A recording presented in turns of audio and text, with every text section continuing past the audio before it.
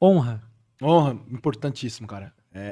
Honra é melhor do que sacrifício, cara. Eu tenho muito essa palavra. Não adianta nada eu fazer as coisas, mostrar que eu tô fazendo e não honrar. E como é que eu honro as pessoas? Obedecendo, ouvindo elas, não agindo pelas costas delas, sabe? Você ouvir aqui alguma coisa e fazer as coisas pelas costas. É, Isso pra mim é honra, cara. Samuel escreve sobre isso pra Saul. Porque Saul faz o sacrifício e Samuel fala pra Saul: Pô, o que adiantou você fazer o sacrifício pra Deus? Você acha que Deus tá preocupado com os sacrifícios? Deus não tá preocupado com o sacrifício de vocês. Deus tá preocupado com a honra, obedecer. Obedecer é mais importante. Acho que obedecer é a melhor coisa. É difícil? Claro que é, cara. Quantas vezes o pastor meu já me falou, meu líder já me falou, Douglas, não faz isso. E eu, pô, mano, não tem nada a ver, cara. Pô, eu queria fazer isso aqui. Não, não vai fazer. Pô, e eu honrei. Não desobedeci, pô. Então acho que quem planta honra, colhe honra. Então a gente tem que obedecer, porque senão a gente vai pegar uma vida com várias consequências. Quantas consequências teve na vida de Saul por conta de não honrar? Ele queria fazer sacrifícios. Saul vivia de sacrifício, mas não vivia de honra. Até semana passada eu estava compartilhando, no domingo, no almoço com meus pais, eu estava compartilhando. A gente sempre almoça e conversa muito sobre igreja, sempre. Até que meus pais são de outra denominação.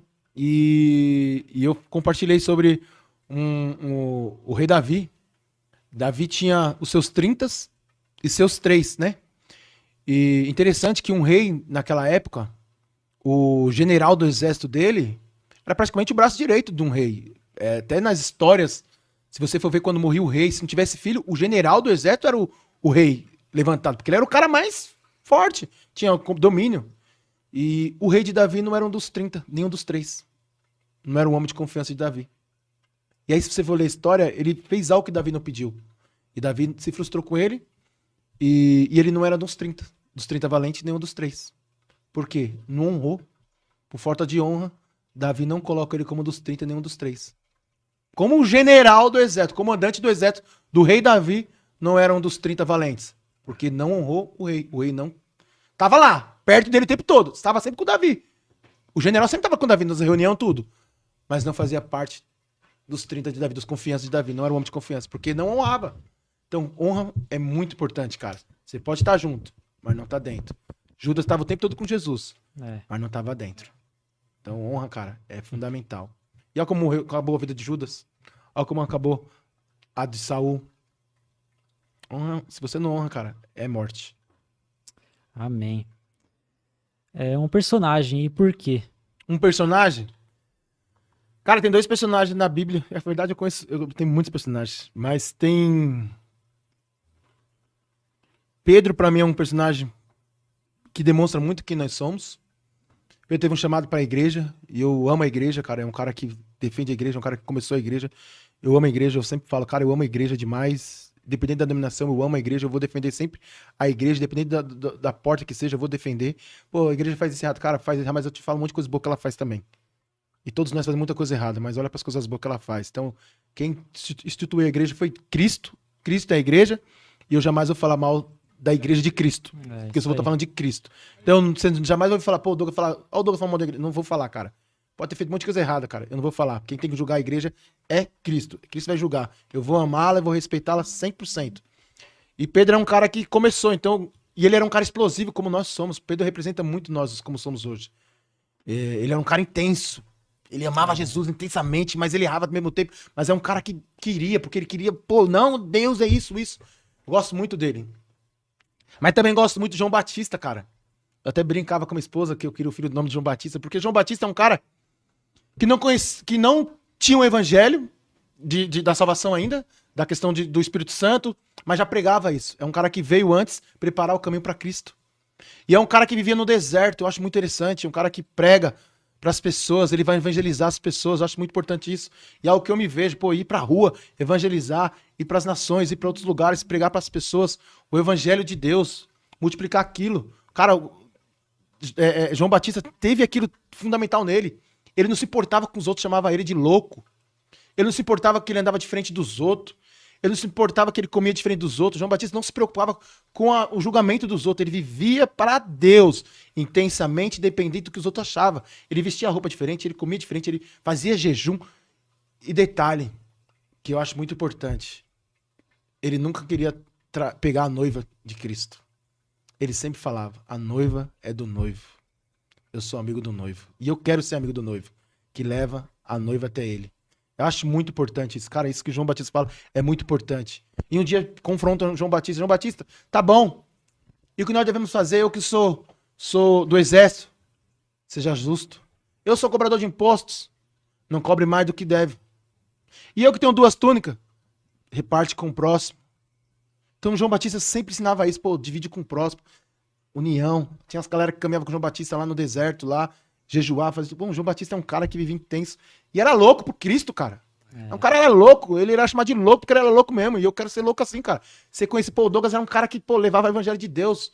Pô, pregava pra todo mundo, ministrava. Eu lembro uma vez no Quebra-Gelo, na cela, no ano passado, que um irmão perguntou pra mim: você morreu, Douglas. Qual a lembrança que quer que as pessoas lembrem de você? Cara, eu quero que as pessoas lembrem de mim, que era um cara que amava Deus e a Cristo acima de todas as coisas. Um cara que levou o evangelho, que buscou, pregou. É essa mensagem que eu quero lembrar. Pô, eu quero até o final liberar tudo que eu tenho. Tudo que Deus me dá, eu libero pras pessoas. E alcançar o máximo possível, cara. E ajudar. Ajudar acho essencial, cara. Cristo fala que nós devemos ajudar as pessoas. As pessoas precisam de Cristo, mas também precisam comer também. Precisa de alimento, precisa de roupa, precisa de muitas coisas. E quantas pessoas estão perto de nós e às vezes a gente não tá percebendo? A gente não percebe. Foi até algo que eu coloquei na semana passada no grupo, perguntando se alguém tá precisando de alguma coisa. Cara, isso é fundamental, cara. A gente nunca sabe. Fala, pô, chama no particular. E a gente fica constrangido. A gente fica constrangido às vezes de, pô, vou falar isso, pô, vou pedir. Pô, e a gente sabe que muitas vezes precisa. Ou você conhece alguém que tá precisando. E a gente, como igreja, devemos ajudar essas pessoas. Que foi pra isso que Cristo nos chamou. Você pode ver, Cristo não fala assim, ó. Quando tiver alguém passando fome, vai lá no rei. Pedir pra ele ajudar essa pessoa. Quando tiver uma viúva, não vai lá ajudar a viúva. Quando tiver um órfão, não vai lá falar pro rei ajudar o órfão. O que ele fala? A igreja tem que ir lá ajudar. Quem ajuda o órfão? A igreja. Quem ajuda a viúva? A igreja. Quem ajuda o necessitado? A igreja. Então, amigão, nós não temos que cobrar político, governo nenhum. Quem tem que ajudar é a igreja. É isso aí. A igreja tem um chamado de ajudar essas pessoas. Quem Deus estipulou para ajudar as pessoas não foi governador, prefeito, presidente, não. Foi a igreja. E o dia que a igreja se posicionar em ajudar as pessoas dessa forma, como Deus, Jesus nos pede, cara, vai ter um monte de gente na igreja. Onde vai se converter, porque vai ver o amor de Deus. E não ajudar para querer trazer para a igreja, ajudar por amor. Às vezes a pessoa nem quer vir para a igreja, mas amém, irmão, você não quer vir? Beleza, eu vou te ajudar mesmo assim. Mas pode ser que um dia ele vai se constranger com o amor de Deus, e ele vai ir. E se ele não foi, ele vai ter uma sementinha ali, filho. E um dia essa vai brotar, você pode ter certeza. Com certeza. Um versículo, Douglas, que mais fala com você? Um versículo? Tem bastante versículo que me fala comigo. Mas esse do João Batista é um que fala bastante. Eu sou amigo do noivo. Amém. Eu sou amigo do noivo, pra mim é muito importante, cara. Isso é um versículo que eu leio, me emociono. Cara, eu fico imaginando, cara, eu sou amigo. Amigo é algo muito íntimo, cara. É muito íntimo. É quem você compartilha seus segredos. E você ser amigo do noivo. Amigo que você chama pra sentar na mesa, né, mano? É isso, cara. É. Amigo é outra história.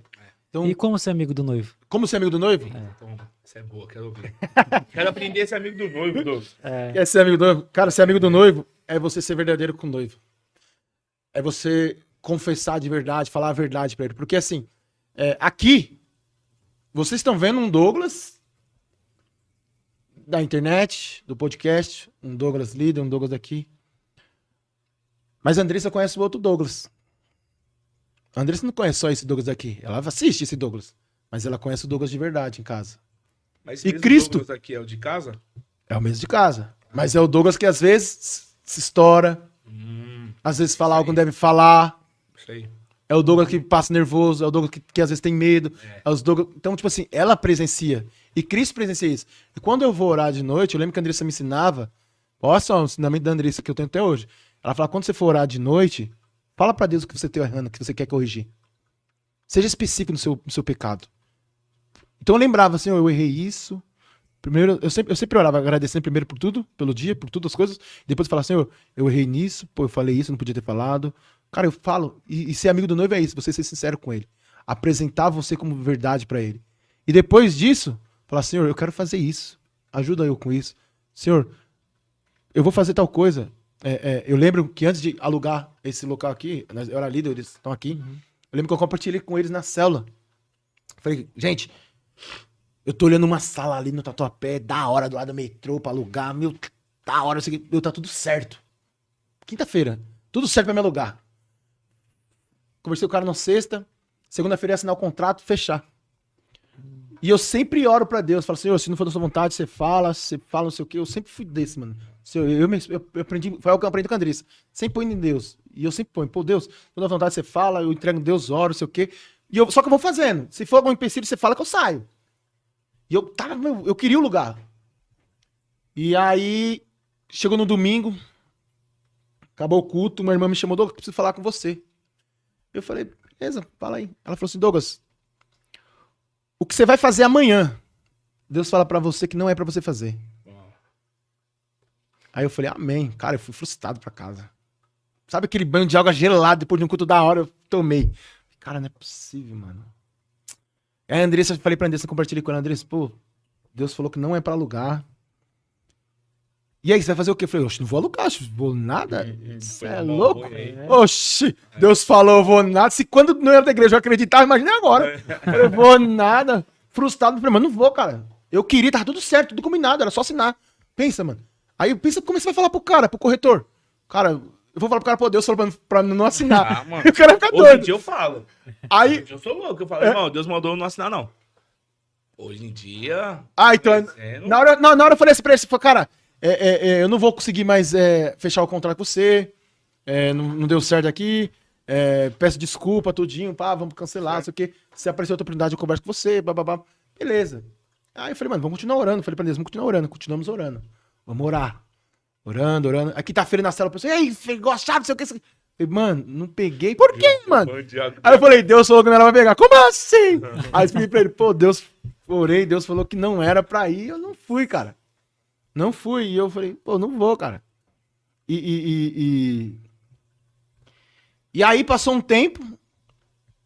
O pastor foi lá em casa, orou lá, a gente fez um momento de oração. O pastor falou assim, cara, é tempo de um lugar novo, Douglas. Vai buscar um lugar novo pra você. É essa a mensagem de Deus pra sua vida. Eu fui. Eu falei, mano, agora eu tô liberado. Fui enviado, bora. Eu fui atrás do lugar. Aí conheci esse corretor daqui, que chama Douglas, inclusive, também. Da Universal ele é. E aí, conversando com ele... Não do prédio, O corretor. E aí, conversei com ele, tudinho. Ele falou, cara, tem uma sala boa pra você, mais barato. Localização boa. Um prédio bem melhor. Cara, muito melhor aqui, velho. Falei pra galera, chegou. Deus, tudo flui normal. Preço sensacional, muito mais barato que o outro. Cara, e tô aqui até hoje. Faz 3 anos. Por quê? 3 anos. Obedeci, ouvi a Deus. Isso é ser amigo de Deus, porque ele te responde. Quando você é amigo, o amigo te responde, cara. Você pergunta, ele responde, ele faz as coisas acontecer. Cara, quantos testemunhos a gente tem de coisas que a gente vai fazer e Deus fala, um tempo antes, atrás de Deus falar que não, tinha uma coisa que eu ia fazer, que a Andressa queria que eu fizesse, mas eu não queria fazer. Mas eu ia fazer por ela. Mas eu não queria. E eu falei, vou morar a Deus. E aí Deus falou, Douglas, não é pra você ir. Eu falei, belezura! Tudo que eu queria receber, não. Se Deus falasse que sim, eu ia ter que ir, mas sem querer. Mas eu iria. Mas Deus falou que não, eu falei, beleza, tudo que eu queria. Eu falei, Deus falou que não. Aí Deus ficou meio acima, eu falei, mano, eu não vou desobedecer a Deus. É a melhor coisa. Aí logo em seguida Deus falou pra mim, quando eu queria, Deus falou, não. Eu falei, oh my God. Mas aí Deus faz teste no nosso coração, sabia?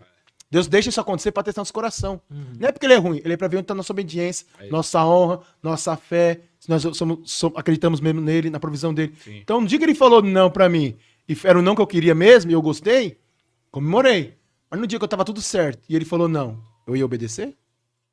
E é isso que tá, quando a gente pega tá na questão da honra. Porque é muito fácil quando o líder, o supervisor, o pastor nos fala, show de bola. Mas quando ele fala não, você tem obedecido? E essa é a prova que nós somos provados por Deus. E Deus faz muito isso conosco. Sim. Nós lemos a Bíblia, a palavra de Deus traz muitos exemplos desse. Que Deus primeiro provava as pessoas para depois entregar para elas as coisas. Deus não dava a chave de nada para ninguém sem antes provar o coração dela. Porque se entregasse a chave sem o coração, sem ter o coração, a pessoa se destruía.